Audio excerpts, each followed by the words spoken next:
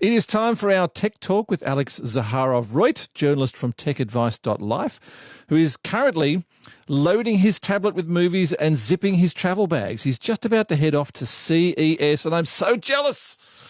It's the annual Consumer Electronics Show in Vegas, and it's huge. G'day there. How are you doing, Alex? I'm getting excited about being at the Consumer Electronics Show. It's the biggest trade show in the world, and there's going to be everything: flying cars, robots, AI, accessibility technologies. I mean, the amount of tech is going to be endless, and I won't be able to keep quiet about it. I'm just thinking about how crazy is the airport in Vegas when the biggest trade show in the world is happening. Very long queues, yeah, very busy. I like to arrive the day before the media days start. I mean, thankfully there's 2 days for the media before the whole event, then there's 4 days for the general public, and then I'm leaving the day after. But even so, it's going to be busy. I was there actually during 2022, like when COVID was still around, and it was never quieter. But that is a blip in history that'll never happen again. Now let's look at the tech news that you're bringing to us today. So starting with the Copilot AI by Microsoft going onto Android phones now, and then iPhones and iPads. What's the story? What does it do? Well, this is the same technology that is from ChatGPT. Microsoft has invested US $10 billion into that company, and ChatGPT is selling their app. They've got the free version with ChatGPT 3.5, the brains that run the whole system. And there's a more advanced version called GPT-4, and they're charging US $20 a month for that. Now, Microsoft offers you this GPT-4 free of charge. You can ask AI anything. You can create images with words. You can write content in seconds. It's like having Google that tells you the answer rather than forcing you to wade through all those blue links. And it's really quite amazing. If you haven't tried it yet, you must. And of course, now it's free. How good is the AI search function? Because you do a search on Google or whatever, and you get varying levels of quality of answer, and you've got to kind of pick the one that's actually most reliable out of that. So how reliably can an AI pick the truth or the best link out of all the possible answers? Look, it's become much better over the past year. There is this phenomenon of hallucination where the AI is very confidently giving you completely false information. And in fact, some lawyers were even caught out using it in a court of law, and the AI was giving false case histories, and they were caught out. But these days, the AI, you can ask it to give you the links. Where did it get this information from? So you can double check it. And all the AIs always say, listen, please check this before relying on it. But I'm just amazed. Look, I've seen some whoppers, but I'm amazed how much better it's getting. Okay, now have you had a chance to test this one out yet, or see it being tested?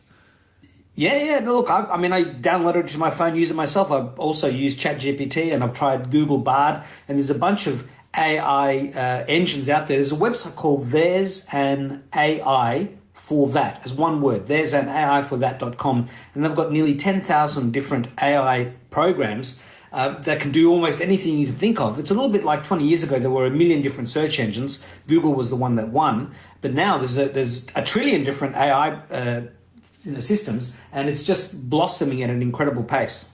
What do you actually use it for? At the moment, I'm just using it for mucking around and testing it and asking it things. I know that other people are using it to write their articles for their websites. They're using it for headless YouTube channels where they'll type in a script, they'll get it to clone their voice. I should be doing this on my YouTube channel. And they can pump out videos at a great rate of knots. People are using it for research. They're using it. Look, anything that you use Google for, you can ask an AI to do it for you. But you can also now have these very in-depth conversations. I mean, the ChatGPT and the Copilot app, instead of typing something in with your fingers, you can ask it the question and then it will respond to you. And it's almost, it seems like you're talking to an actual person. It's that good. And it's that whole C-3PO type of experience from sci-fi that's now becoming real. And we're going to see robots at CES that you'll talk to and they will talk back. And it's like talking to a person. You are listening to ABC Radio with Joel Reinberger today. Alex Zaharov-Reutt is with us. He's a journalist with techadvice.life and giving us the latest tech news. Now, this next one I'm finding fascinating because Elon Musk's SpaceX is pumping new satellites into the sky at an absolute rate of knots. You see them going overhead on a clear night, this perfect line of satellites going overhead. And they're going to be able to connect with an existing smartphone. You won't need a sat phone. How on earth is that done, or how in space is that done, Alex?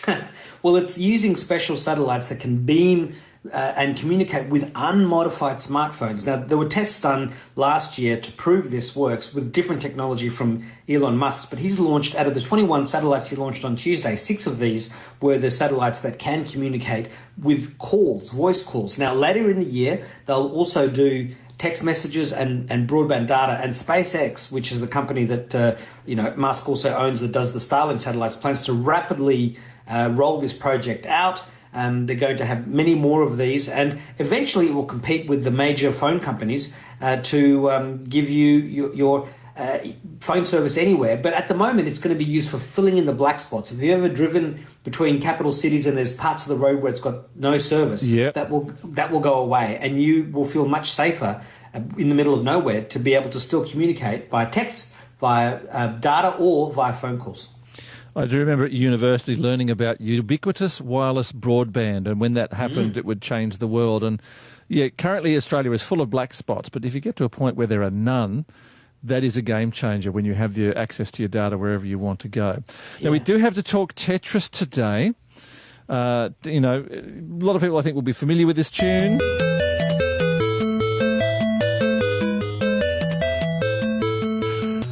Now, what is Tetris? Tell us the story, and what has just been broken today, this week in Tetris records? Sure. Tetris is a game that was created in the Soviet Union by a guy called Alexei Patsinov, and it's a game that allows you to control these little blocks that are falling down, and they're in different shapes. There's a line, there's like a T section, there's an angle, and these blocks, once you get all the blocks in a row and there are no holes, that line of blocks disappears, and the blocks start falling down faster and faster. Most people would have seen it. It's been on Nintendos, and I mean, I had an Ericsson phone years ago that it had the Tetris game. It was incredible, and there's been dozens of different versions of Tetris. It's such a simple game. I mean, nowadays you've got things like Grand Theft Auto 6 costing $2 billion US to haven't even finished it yet, and Tetris has just taken over the world. Had a movie on it about on Apple TV, but somebody managed to reach level 157 of this game with very sore fingers afterwards, and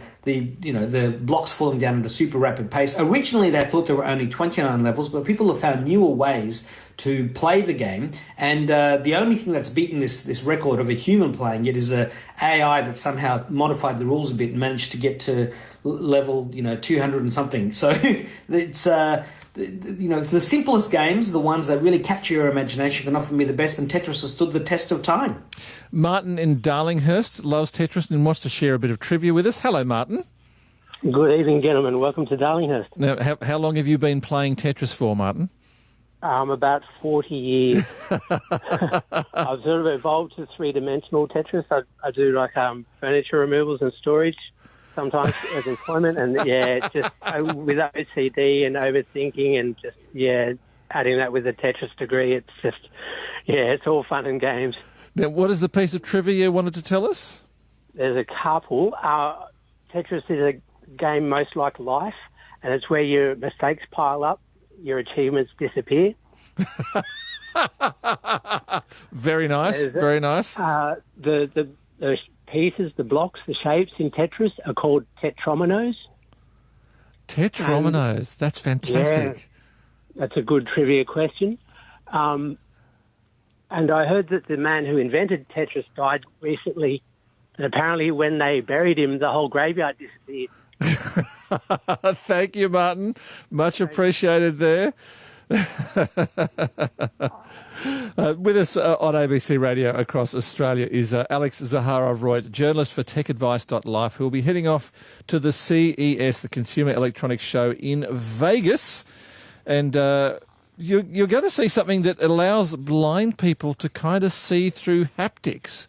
Now, what does this mean, Alex? Well, this is incredible, and I've got some. If you go to techadvice.life, I've got videos that show how this works. Now, we know that bats use echolocation to send sounds out, and when they get the sounds back, they get this ability to sort of see what's in front of them. Now, this uses sensors and cameras on the top of a very comfortable-looking head-mounted, like a headband with cameras that are pointing down, obviously not over the eyes. And then this uses haptics to allow the blind person to feel what is in front of them. So if there's people walking in front of them, or there's dents in the road, or there's objects, they don't have to use the walking, seeing cane anymore. They don't have to use a guide dog. This is more efficient than a guide dog. There's 40 million blind people around the world and only 28,000 guide dogs. So this technology is really scalable. And when I see the video, it reminds me of Geordie LaForge, the blind engineer from Star Trek The Next Generation, who could put on this pair of goggles and sort of see the world around him. It was really quite amazing. And this is this sort of science fiction technology come to life. One of the people who's been using it said they never expected this level of tech in their lifetime. And when you watch the first video, you can see the blind person, blind from birth, using a cane to walk around, but he's got this headset on and he's confidently navigating the world. You can even go shopping with it, say, hey, take me to the bathroom, take me to where they're selling the milk. You can hold the box of cereal and it's reading out to you what is written on that box of cereal, and you're talking to it like it's Siri or Alexa. So the video will blow you away, and we really are living in the future now. That is the world that we wished technology would take us to. Alex Zaharov-Reutt, editor of techadvice.life. Good to talk to you. Thank you. Thank you so much, Joel. And just to complete the Tetris story, one of the things that's happened this week is that a young player has been the first person to officially beat the Nintendo version of the game, because it just gets faster and faster and faster, Tetris, until eventually your fingers can't keep up. He kept playing until eventually the chips running the Nintendo couldn't keep up with him. How amazing is that for a human achievement? ABC Radio with Joel Reinberger.